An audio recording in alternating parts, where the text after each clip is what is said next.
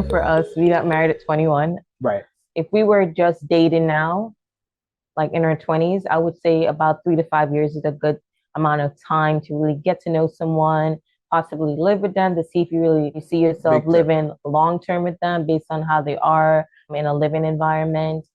And I think that's a good amount of time to really get to know someone, see if you really like them, and to see if the love sparks fly. Because you want to feel that intense attraction to that person and that deep love for that person. And that needs time to grow.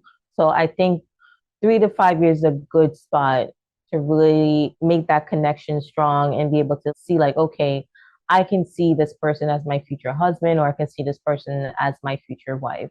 Right, right. And then also to give an answer on the flip side, don't feel bounded by any timeline as well, right? So she suggested 3 to 5 years. That works for many, but at the same time, maybe 3 to 5 isn't, great for you. So what you want to consider is your own timeline, no strict rule.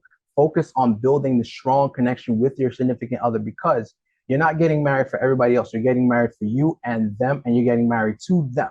So that's what you want to really truly consider and also consider your life goals and readiness for marriage. Think of all the things that encompasses marriage. So while she said 3 to 5, if it works for the couples, go for it.